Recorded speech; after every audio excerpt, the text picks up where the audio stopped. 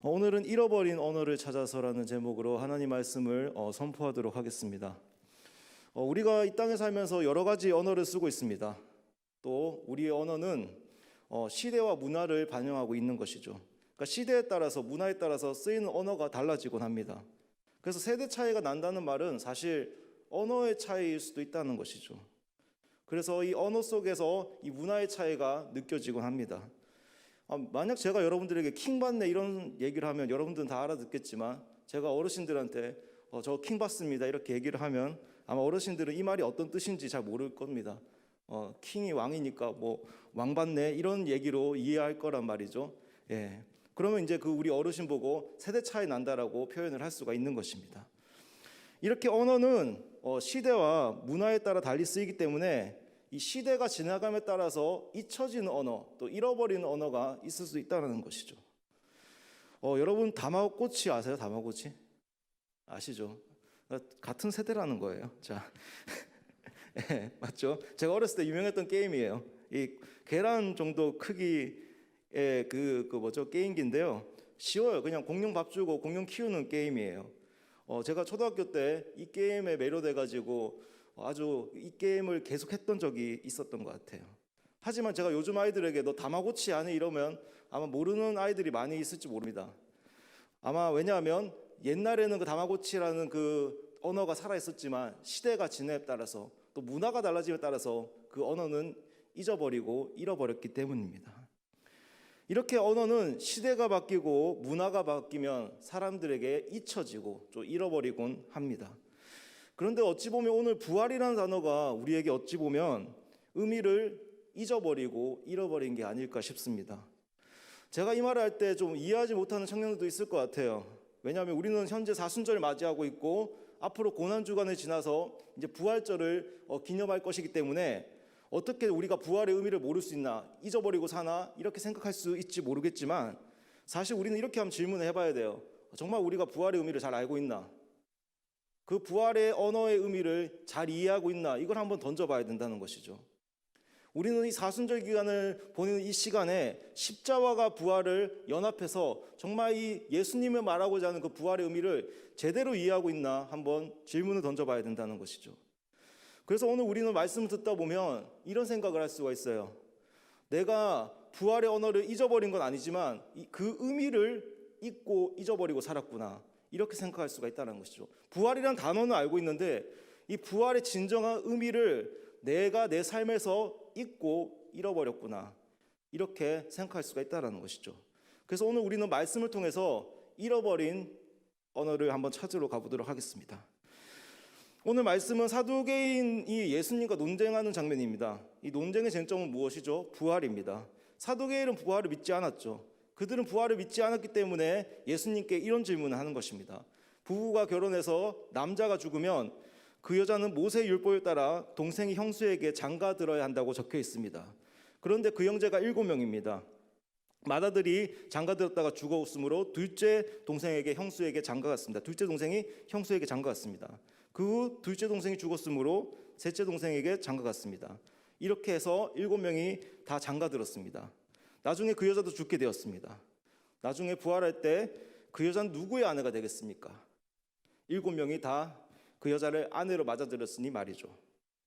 자, 이런 질문하는 이유가 사두개인은 부활을 믿지 않았기 때문에 예수님께 한번 딴지를 걸어보려고 이런 질문, 이런 이야기를 한 것입니다.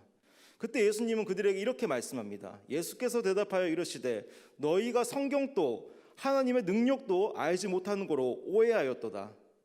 그러니까 예수님이 그들에게 지금 이 말씀을 한 이유는 뭐냐면, 그들이 생각하는 부활은 현재 삶과 똑같은 부활이라고, 그 삶과 똑같은 삶이라고 생각했기 때문인 거예요. 그러니까 지금 삶이랑 부활에서 맞이하는 삶이 비슷하다고 생각했기 때문에 그들은 예수님께 이런 질문을 던진 거였죠. 하지만 성경적 부활은 좀 다르죠. 새하늘과 새 땅으로 이 공간이 새롭게 되어서 우리가 새로운 육체를 입어가지고 정의 삶과 영속성은 있지만 완전 다른 삶을 사는 것이 부활의 삶이라는 것이죠. 예수님이 말하는 부활은 그런 부활이라는 것이죠. 우리도 한번 생각해 봐야 되는 게, 오늘 사두개인에게 한 말씀, 만약에 우리가 부활의 참된 의미를 잃어버리면 우리도 사두개인의 신앙을 가질 수가 있어요. 뭐냐면 하나님의 능력도 모르고 우리의 신앙 자체가 다른 방향으로 갈 수가 있다라는 것이죠. 그러니까 성경도 모르고 하나님의 능력도 모르는 사람이 되어버린다는 것이죠. 그래서 오늘 한번 우리가 우리 안에 잃어버린 것들이 뭐가 있나 한번 그것을 생각해 보면서 한 두 가지 제가 여러분들에게 얘기를 할 건데, 우리가 부활의 언어를 잊어버림으로써 드러나는 첫 번째 형상은 이런 거예요. 예수님의 부활이 현재 내 삶과 전혀 상관이 없다고 생각하는 거예요. 그러면서 어떤 생각만 가지냐면 죽어서 가는 천국과 지옥만 생각하며 사는 것이죠. 아마 여기 계신 청년 중에 죽어서 다 천국 갈 거라고 생각하는 청년들이 있을 거예요. 맞죠? 죽어서 지옥 가고 싶으세요? 불과 유황이 가득한 곳에? 아마 다 죽어서 천국 가길 소망할 거예요. 그래서 우리는 천국의 확신을 가지며 살아가죠. 죽어서 가는 천국. 사실 이게 사후 천국행과 지옥행이 틀린 말은 아니에요. 맞는 말인데 사실 사람은 죽으면 그의 영혼이 지옥이든 천국이든 어느 곳이든 한 곳이든 가게 되죠. 하지만 우리가 좀 생각해야 되는 것은 기독교의 핵심이 사후 천국행과 지옥행이 아니라는 거예요. 그러니까 죽어서 가는 천국과 죽어서 가는 지옥에 성경은 별로 관심이 없어요. 사실 우리가 부활의 참된 의미를 생각하지 않았기 때문에 나온 현상이라고 생각을 해요. 여러분들이 성경을 좀 덮지 않고 펼쳐서 읽어보면 성경에서 사후 천국행과 지옥행은 거의 말하지 않는다는 걸 알 수가 있어요. 여러분들이 유심히 한번 보세요. 죽어서 가는 천국과 죽어서 가는 지옥을 말하는 부분이 그렇게 많은지요. 정말 희소하게 말하고 있습니다. 그래서 저는 여러분들에게 좀 권면하고 싶은 건 뭐냐면, 성경은 내가 읽고자 하는 방향대로 읽는 책이 아니라는 거예요. 열린 소설책이 아니에요. 포스트 모더니즘 살고 있는 우리는 자꾸 성경을 내 중심과 내 관점으로, 내 방향성으로 자꾸 읽으려고 하는데, 그것은 성경을 모독하는 행위라는 거예요. 성경을 읽을 때는 반드시 어떻게 읽어야 되냐면, 저자가 무엇을 말하고자 하는가, 그 방향성대로 읽어야 돼요. 그리고 그 공동체에게 왜 이 말을 했는가, 이 질문을 던져야 되는 거예요. 그러니까 나에게 주는 메시지보다 더 중요한 게 뭐냐면, 왜 성경을 그 공동체에게 적었는가, 그리고 왜 그 말을 했는가가 더 중요한 거예요. 이게 제일 중요해요. 그 다음에 뭐예요?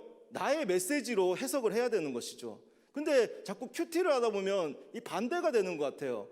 나에게 주는 메시지를 먼저 받은 다음에 그 다음에 뭔가 성경이 말하고자 하는 의도를 찾으려는 분들도 있는 것 같은데, 사실은 성경이 말하고자 하는 바, 그리고 그 당시의 역사와 문화를 좀 보험을 통해서 성경을 제대로 봐야 된다는 거예요. 제가 이 말을 왜 하냐면, 우리가 사후 천국행과 지옥행을 자꾸 생각하게 된 이유도 뭐냐면, 성경을 저자가 원하는 방향대로 읽지 않았기 때문인 거예요. 그 공동체에 뭘 썼는지 그 의도를 파악하지 않고 읽었기 때문에 나온 현상이라고 생각하는 거예요. 일단 우리가 부활의 진정한 의미를 잊은 채 사후 천국행과 지옥행으로 보게 된 가장 큰 영향은 뭐냐면 플라톤 철학의 영향이에요. 플라톤 철학은 뭘까요? 우리의 몸과 보이는 것은 단지 지나가는 것뿐이고 영혼은 영원하다는 사상이죠.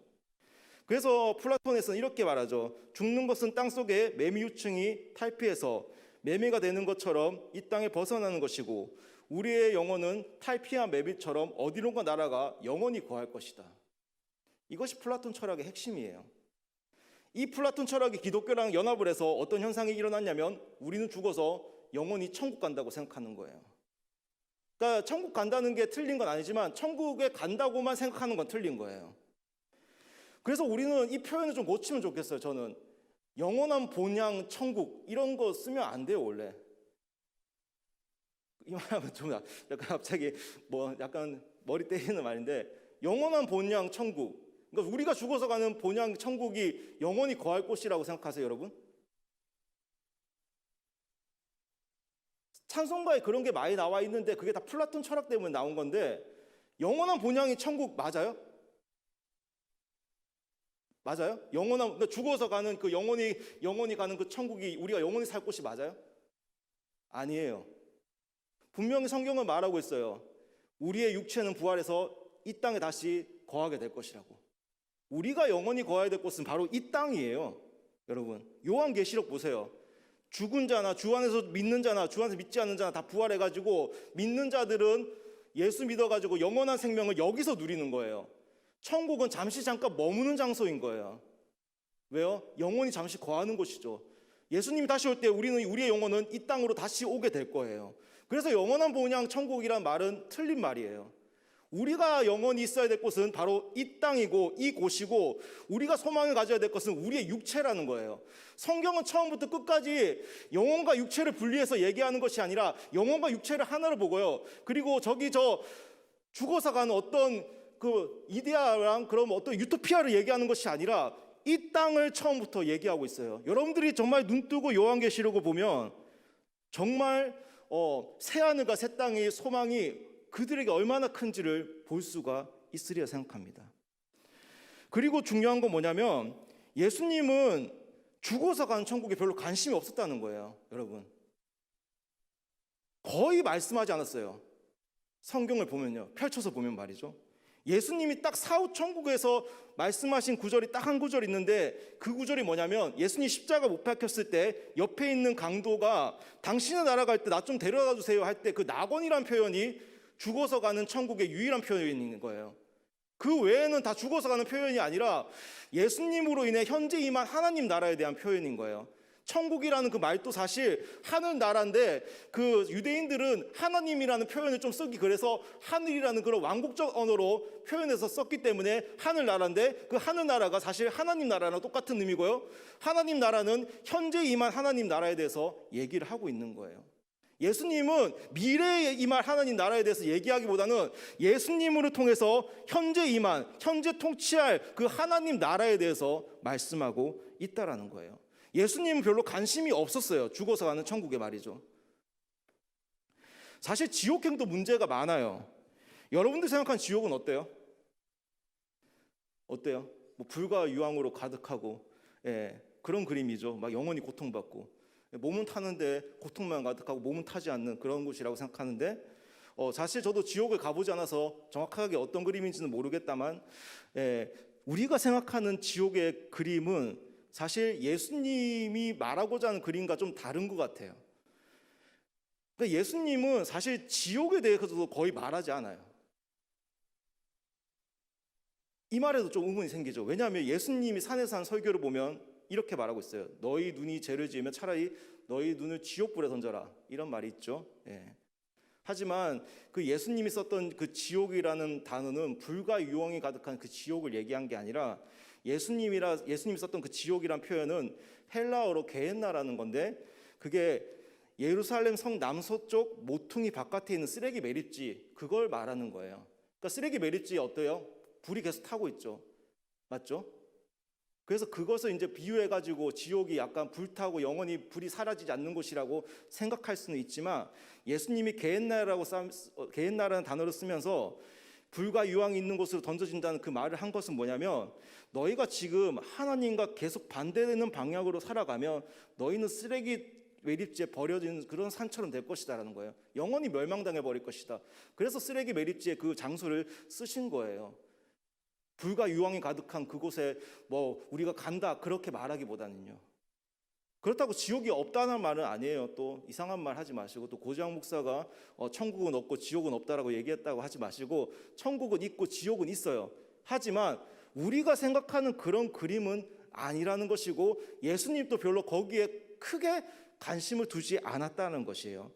예수님은, 그리고 성경에서 말하는 것은 사실 지옥보다 뭐에 관심이 더 많냐면 하나님의 심판이고 멸망에 대해 더 관심이 많아요. 너희들이 하나님과 반대되는 삶을 살면 너희는 심판받을 것이고 멸망당할 것이다 라는 표현을 더 많이 쓰고 있다는 것이죠.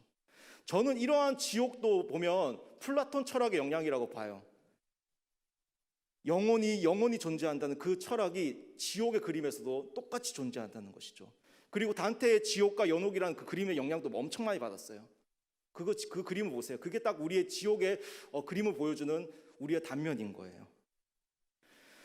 제가 지금 이렇게 사후 천국행과 지옥행을 문제점을 얘기하는 큰 이유가 뭐냐면, 사실 우리가 사후 천국행과 지옥행만 생각하면 현재 내가 그리스도인으로서 어떻게 살아야 될지에 대한 답을 정확히 주지 않는다는 거예요. 기껏해야 죽어서 이제 가는 천국이 있으니까 그 천국에 많은 인원들을 데리고 가려는 그런 행동들을 우리가 많이 하게 될 것이고, 이 땅에서 어떻게 윤리적으로 좀 도덕적으로 살까, 그런 방향성을 띠면서 여러분들이 많이 살아갈 것이라고 생각을 해요. 물론 그런 사람도 중요하지만 사실 예수님이 우리를 현재 구원하신 이유는 그거보다 더 풍성한 의미가 있다라는 것이죠. 예수님은 우리에게 이 부활의 삶을 주신 것은 사후 천국행과 사후 지옥행을 바라보게 하기 위함이 아니라는 것이죠. 우리에게 더 풍성한 삶, 현재 우리가 정말 다른 시각으로 살 수 있는 삶을 우리에게 주기 위해서 부활의 삶, 예수님이 부활하셔서 우리 앞에, 제자들 앞에 나타났다는 것이죠. 근데 사실 사후 천국만 생각하고 살아도 꽤 괜찮게는 살 수 있어요. 왜냐하면 예수 잘 믿어서 죽어서 천국 가야 되니까 말이죠.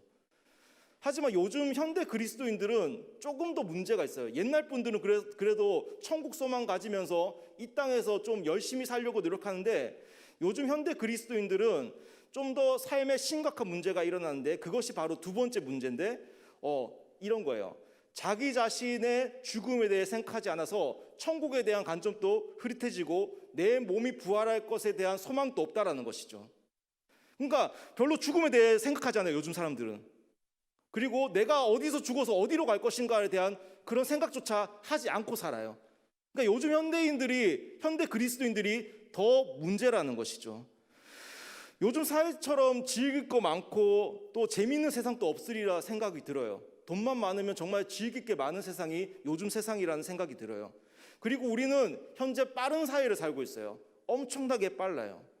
그리고 그래서 우리는 이런 사회를 살고 있어요. 수많은 엔터테이너들이 우리를 현혹하고, 그리고 너무나 빠른 세상에서 우리는 그 빠른 흐름에 따라서 지금 살아가고 있어요.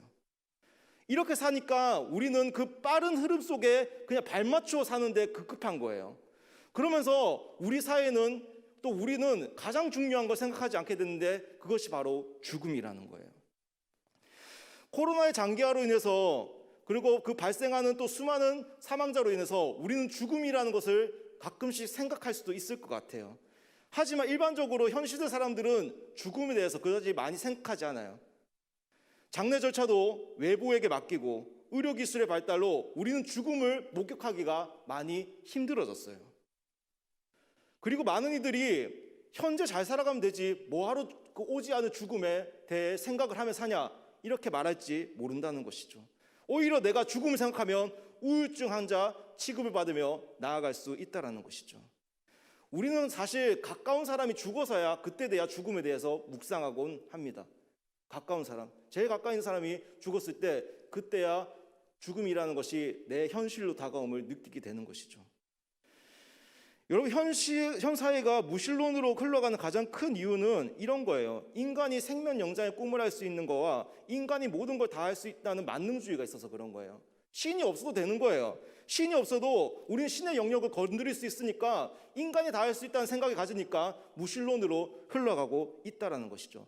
현대 과학이 또 현대 의료 기술이 우리에게 이러한 사상을 가르쳐 주었다는 것이에요. 그래서 우리는 이런 사회에 살고 있으니까, 이런 시대에 살고 있으니까 우리는 그들의 사고방식을 그대로 답습하면서 나아가는 거예요. 그들처럼 무신론은 아니지만 그들의 사고방식처럼 죽음을 생각하지 않고 자기 자신을 생각하는 그런 사고방식을 쫓아서 나아가는 경우가 많다라는 것이죠. 죽음 뒤에 있을 어떤 심판에 대한 두려움과 어떤 죽음 뒤에 있을 어떤 천국에 대한 소망이 우리 안에 있는 것이 아니라, 현재 내가 어떻게 살아가야 되고 현재 내 인생을 어떻게 해야 되는지에 대한 그 현재에 대한 초점이 더 많다라는 것이죠. 그것이 하나님의 영광이 아니라 내가 어떻게 살아가야 될지에 대한 고민이 많다라는 것이죠. 그 결과 우리는 정말 귀중하고 정말 그 인생을 가장 값진 데다 쓰지 못하는 경우가 참으로 많은 것 같아요. 한번 이렇게 생각을 해봐요. 내가 현재 죽음을 생각하고 내 삶이 유한하다고 생각하면 우리는 인생을 낭비할 수가 없어요. 하지만 죽음을 생각하지 않고 현재 내한테 초점 맞추면서 사니까 하나님의 관점으로 볼 때는 우리는 인생을 낭비하고 있는 거예요. 만약 우리가 인생의 유한함을 깨닫고 산다면 우리는 정말 가치 있는 곳에 내 시간을 투자하며 살 것이에요. 나의 인생을 걸 것이란 말이죠. 그래서 우리는 하나님을 믿고 있다면 우리 인생은, 이 땅에서 인생은 유한하기 때문에 우리는 하나님께 가치를 두며 하나님께 예배를 드리며 나아갈 것이라는 것입니다. 하지만 우리 안에 부활신앙이 결여되어 있으니까 현 사회에서 던지는 메시지를 가지고 살아갈 때가 많은 것이죠. 하나님이 아니라 나에게 초점 맞추며 나아가는 경우가 많다는 것이죠. 여러분, 부활의 언어를 잃어버릴 때 두 가지 양상이 있어요. 첫 번째는 사후 천국행과 지옥행만을 생각하면서 이 부활이 나와 아무런 상관없다고 생각하며 살아가는 거와 동시에 죽음의 의미를 생각하지 않아서 부활에 대한 소망과 새하늘과 새 땅에 임할 그 소망이 우리 안에 없다라는 것이죠. 사실 둘 다 문제가 있는 거예요. 하지만 우리가 부활의 언어를 회복하게 될 때 첫 번째 문제와 두 번째 문제를 해결하며 나아갈 수가 있어요. 그러면 성경이 말하는 부활이 어떤 건지를 한번 알아보도록 하겠습니다.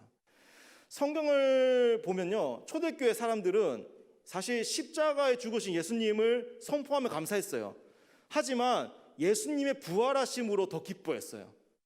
그러니까 둘 다 뗄 수 없는 관계이긴 해요. 십자가와 부활은 뗄 수 없는 관계이긴 한데, 만약에 십자가와 부활 중 둘 중에 하나를 말해야 된다면 뭘 말할게요? 부활을 말했어요. 그만큼 초대교회 사람들에게 부활이 중요했기 때문에 부활을 말했어요. 그러면 왜 부활이 중요했을까요?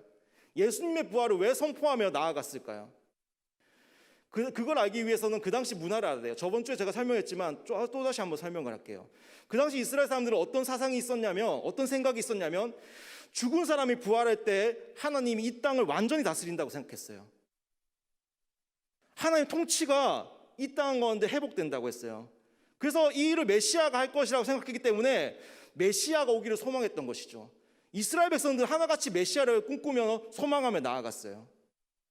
제가 저번에 설명했지만 그 메시아가 예수님이었고, 예수님이 십자가에 죽어서 부활함을 통해서 새로운 육체로 부활한 첫 번째 육체가 된 거예요.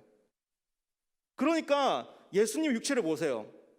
기존 육체랑 달라요. 문을 막 통과하고 순간이동하고 그런다는 것이죠.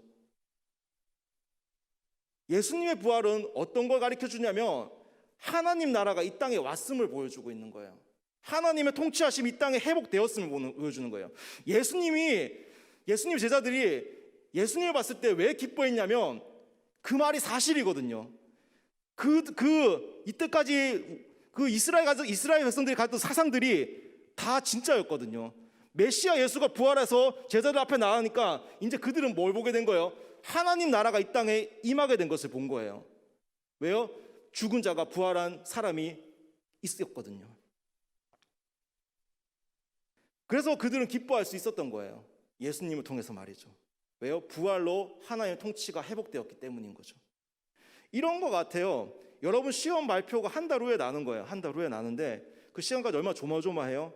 그런데 갑자기 3주 앞당겨서 발표가 난 거예요. 얼마나 기쁘겠어요. 예수님이 바로 그런 일을 한 거예요. 먼 미래에 있을, 그러니까 요한계시록에 따지면 예수님 재림할 때 임할 그 하나님 나라가 예수님이 현재 부활함을 통해서 이렇게 땡겨진 거예요.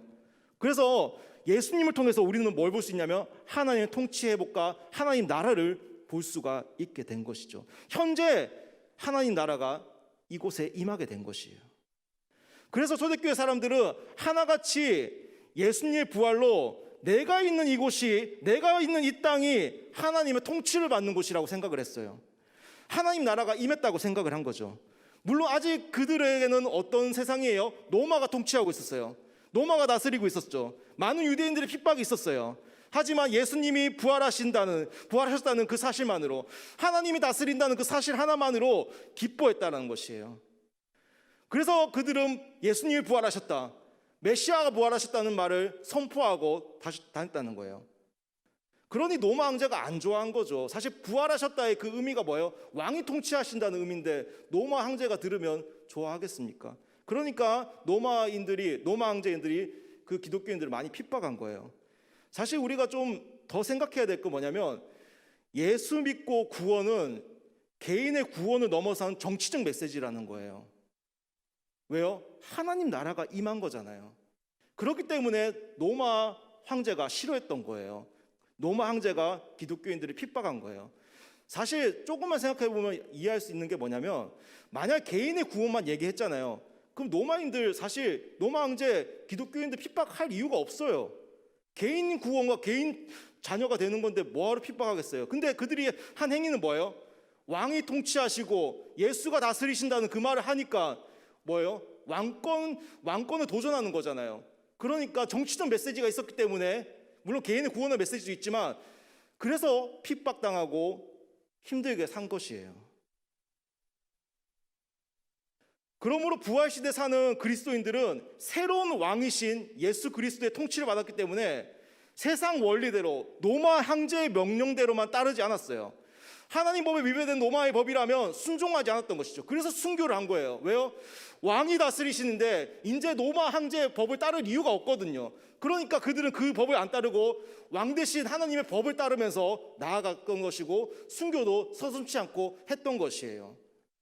그리고 그들은 하나님 나라의 법도에 따라서 서로 사랑하면서 하나님 사랑하면서 나아가게 된 것이죠. 자기 물질 다 내놓으면서 서로 유무상통하면서 나아가게 된 거예요. 왜요? 새로운 나라가 임했으니까. 새로운 나라가 임했으니까, 새로운 공동체가 임했으니까 새로운 방식으로 살게 된 것이라는 것이죠. 더 나아가 그들은 어떻게 살아가게 됐냐면 죄로 인해 깨진 부분들을 하나님 나라를 살아냄을 통해서 회복시켜 나갔던 것이에요. 예수님의 복음으로 깨진 세상을 수리하며 나아갔던 것이에요. 예수님이 이 땅에 오실 때 궁극적으로 회복되겠지만 예수님 그 당시 백성들은 그 일을 하며 나아가게 된 것입니다. 그런 임무를 그들에게 주신 거예요. 이런 예를 들면 좋을 것 같아요.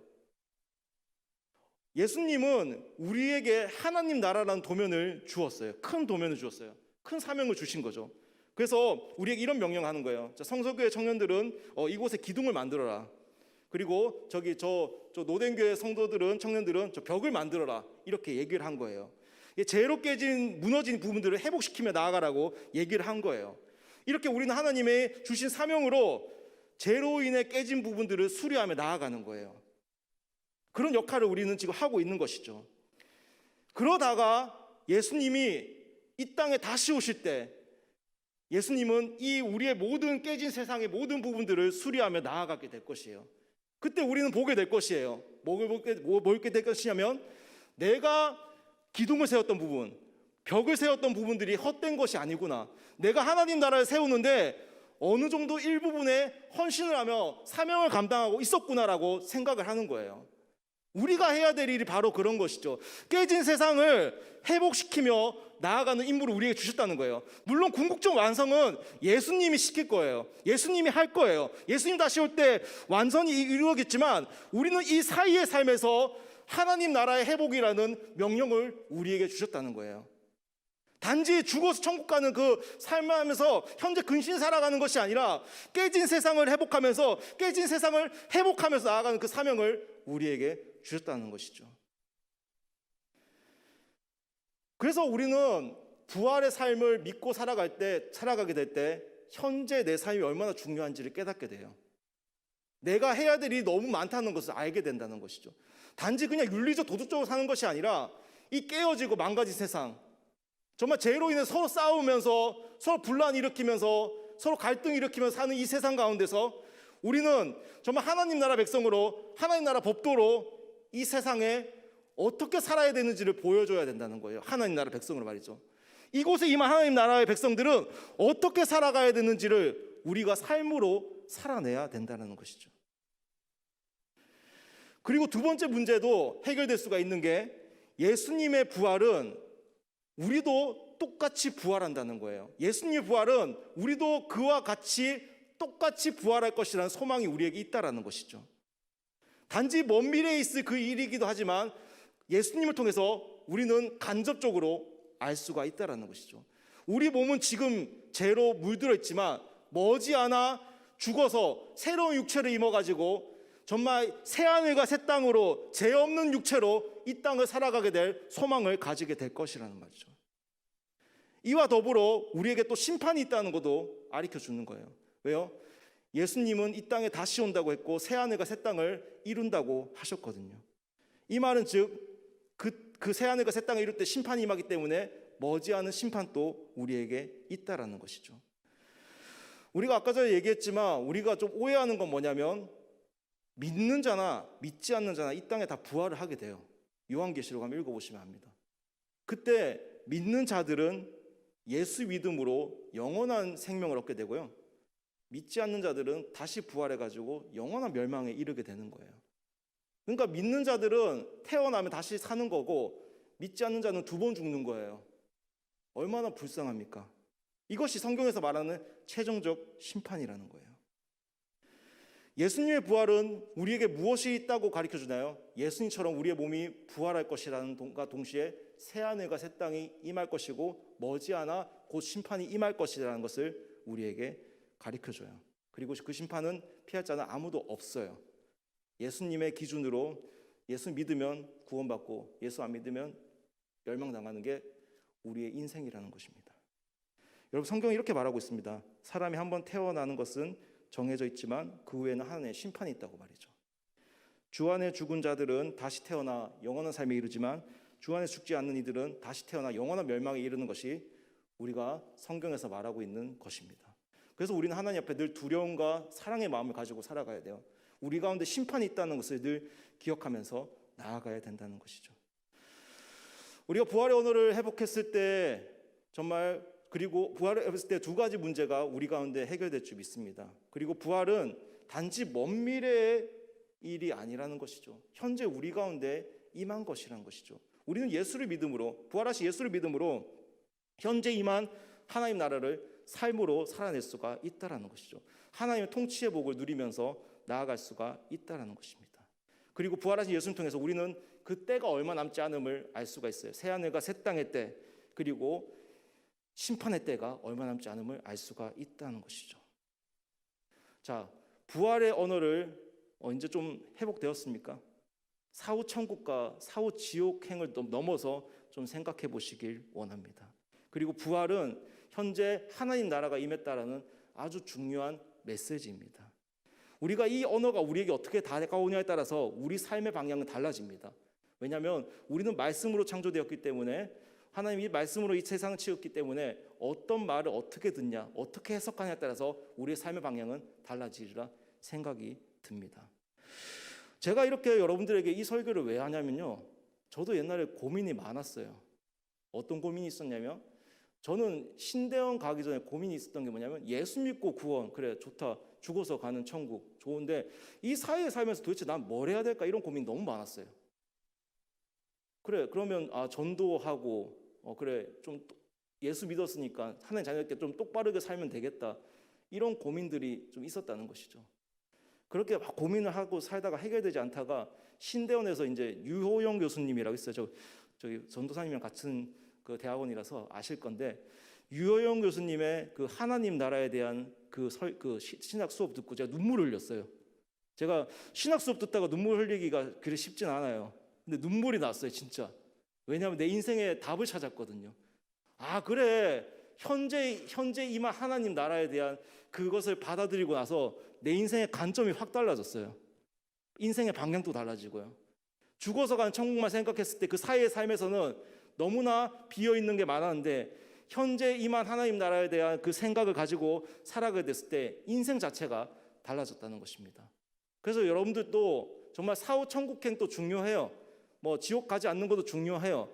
하지만 현재 임한 하나님 나라를 바라보면서 그 나라를 어떻게 살아가야 될 것인가라는 것을 성경을 통해서 발견하게 될 때 여러분들 삶의 방향이 달라지게 될 것이에요. 여러분 직업관이 달라지게 될 것이고, 여러분 삶의 방향, 궁극적으로 나아가야 될 그 방향이 달라지리라 생각이 듭니다.